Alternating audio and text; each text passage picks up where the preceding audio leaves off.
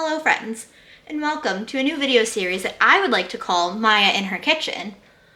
But that's not a very catchy slogan, so we're gonna go with Sustainability Sundays.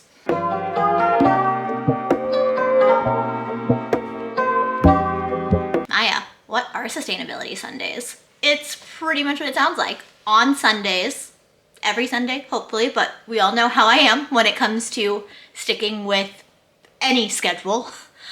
Sundays, I will do videos all about sustainability. I am actually really interested in sustainability. I know that most of y'all probably wouldn't believe that because I'm also very into consumerism, unfortunately. That's why I'm also into sustainability. So I guess the point is going to be about how the average person can live a significantly more sustainable life with very small changes. I still am not fully sustainable. I don't think I will ever live a fully sustainable lifestyle, but this is definitely going to be how an average person can live a more sustainable lifestyle. It's not going to be, oh, cut out toilet paper, have zero waste ever. No, this is nothing like that. It's just simple changes, some things that you might already be doing without even realizing that it is part of sustainability. And yes, this is something that I've been hinting about doing since last December. I just have never finally gotten around to it. But now I'm finally here with Sustainability Sundays. You can probably bet that Sustainability Sunday videos will be filmed in my kitchen the majority of the time. I don't know why. I just feel like it gives off more sustainability vibes. You'll also probably hear my cat being a menace. So the thing when it comes to sustainability to really keep in mind is that sustainability is not fully accessible for everybody. That's why each week I'm going to talk about a little change that you can make that you might already be doing. That's why it's so important, because there's a lot of parts of the country where you can't really live very sustainably without it costing an arm and a leg. The other thing to keep in mind with sustainability is safety. Some easy sustainable switches, if done improperly, are actually not safe. And sometimes people take sustainability to a whole new level, making it non-sustainable, which I think is what we're actually seeing a lot right now with Stanley tumblers. A Stanley tumbler, that is a sustainability choice. Owning 12 Stanley tumblers is not. Unless you have a family of 12 Stanley tumblers is just more excess. I'm not saying don't let people enjoy things. For example, I have a Stanley tumbler. I only put ice water in it. That is the only thing I put in it, because that way it's easier when it comes to cleaning. Just, dump it out, leave the cap off, let it air out, wash it with dish soap sometimes. But I don't put coffee in it because that's going to require deep cleaning daily. If I had multiple Stanley tumblers, maybe one for coffee, one for water, that would also be a more sustainable option.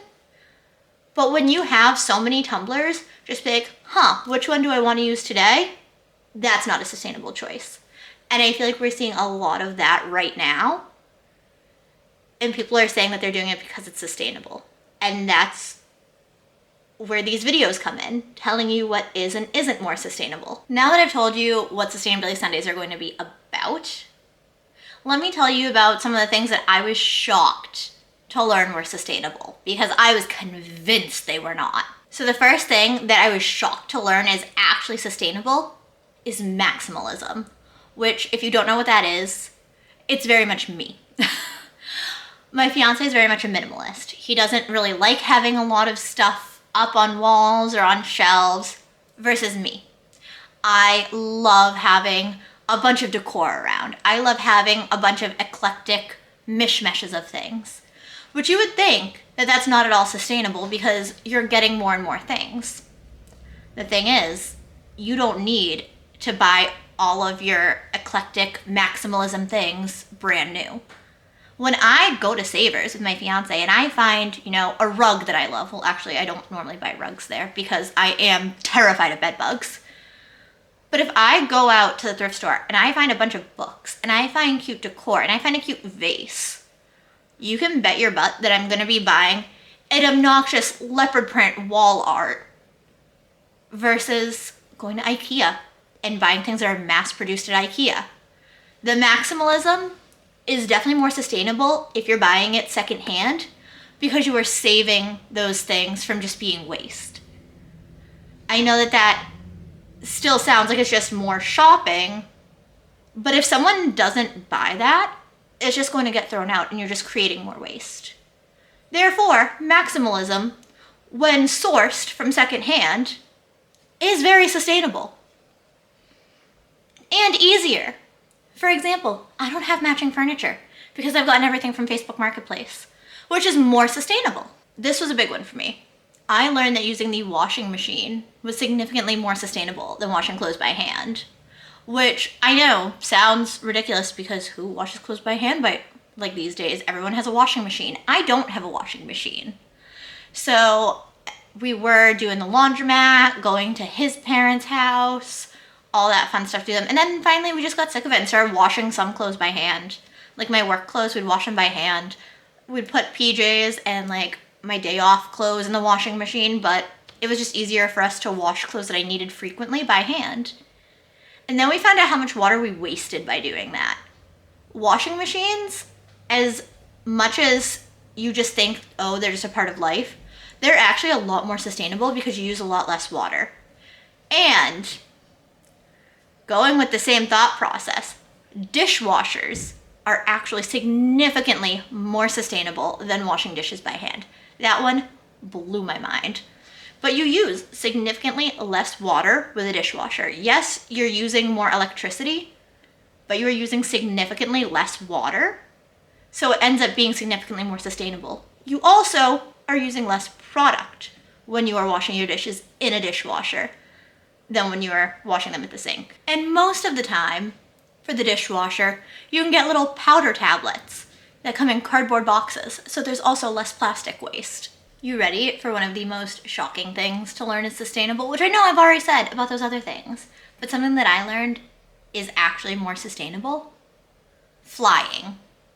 For certain distances, depending on how many people are traveling. For example, I used to go to Canada to visit Lindsay all the time. And when I would go to Canada, my at that point partner, but now ex, would drive me halfway. Lindsay would drive halfway. They'd swap me over there. And it would just be driving to Canada. If I didn't have seizures and if I could drive, I would drive all the way to Canada by myself.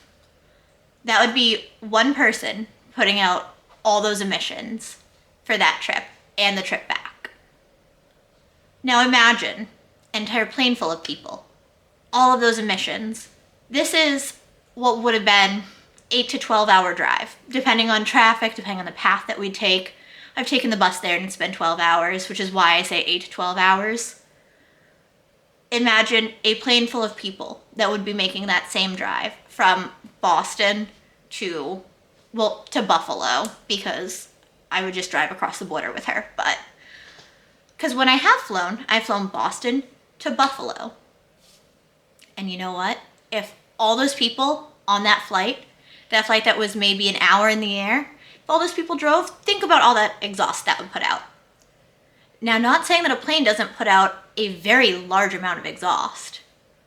However, if each individual person drove that same path, they'd be putting out a lot more than that plane did. For some things, you do have to weigh out the pros and the cons. Because normally I would say, no, flying puts out way more exhaust. But that, when you think about it that way, shockingly less so. Shockingly more sustainable than each individual person making that drive. All right, I know that this was just a few little things, but if you come back each week, you're gonna learn more things. Things that aren't sustainable, but you thought were. Things that you're already doing that are sustainable. Little sustainability tips and tricks that I'll give you each week, that some people will love them, some people will hate them. It's up to each individual person, but it's things the average person can do. Like buying one reusable tumbler and using it for water instead of plastic water bottles. All right, thank you all so much for watching the first Sustainability Sunday. I will still be here on Wednesdays with a main focus video. But Sundays are going to be all about sustainability. So if you want to subscribe, please do. Please hit the bell. I'm going to have a playlist that I'm going to start with this video of all my sustainability Sundays. I will link it down below. So if this is the first video that you're finding, and I've posted more since, you can then watch all of them. I love y'all, and I will see you in my next video. Bye. I don't know, but I've been told the world outside is oh so cold. So cold.